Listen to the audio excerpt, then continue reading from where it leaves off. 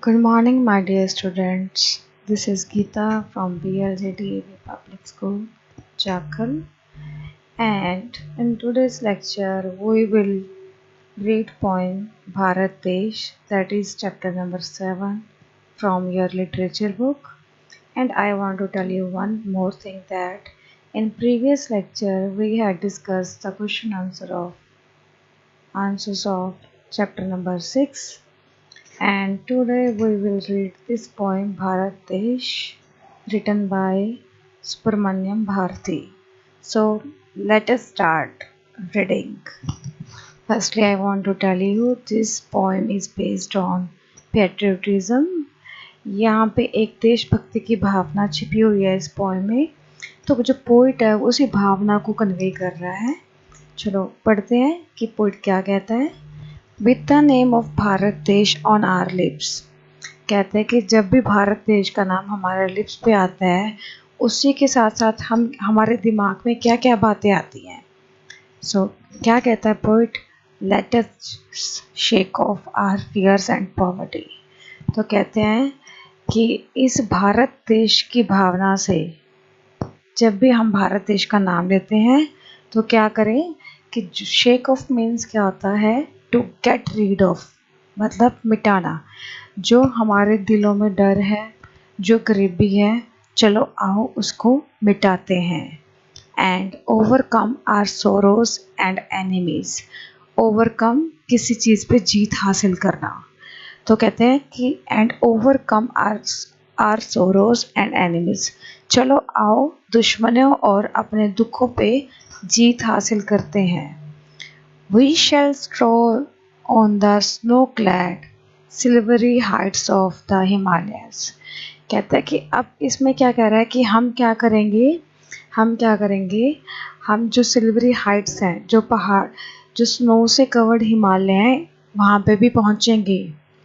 Our ships shall sail across the high seas, जो हमारे जो शिप्स हैं वो सेल करेंगे जितने हाई सीज हैं, मतलब जो बड़े बड़े समुंदर हैं, हम उसमें भी सेल करेंगे, उसमें भी अपने शिप्स को लेके जाएंगे।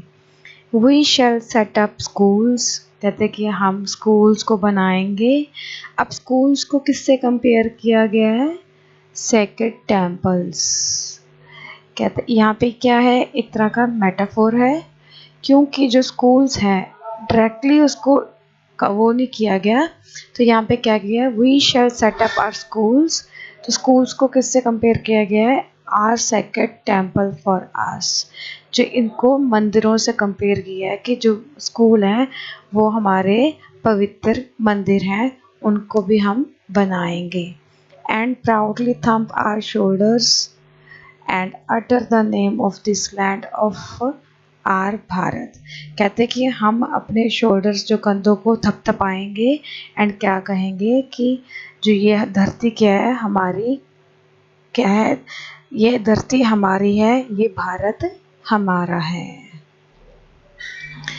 With the name of Bharat देश on our lips, let us shake off our fears and poverty. ये लाइन दोबारा कही गई है। We shall make tools and weapons।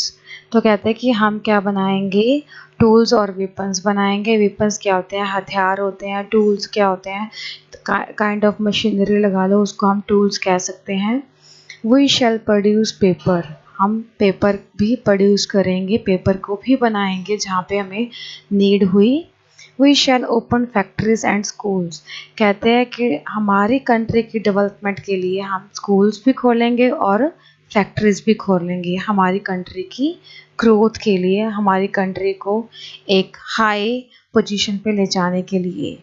We shall never be lazy or weary, कहते कि हम कभी भी आलस नहीं करेंगे, ना कभी थकेंगे।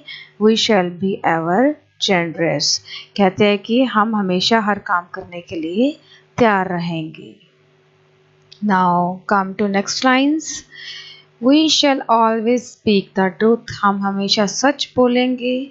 With the name of Bharat देश on our lips, let us shake off our fears and poverty, कहते कि इस देशभक्ति की भावना से चलो आओ अपने दिलों में से डर और अपने आप में से गरीबी को निकाल फेंकें।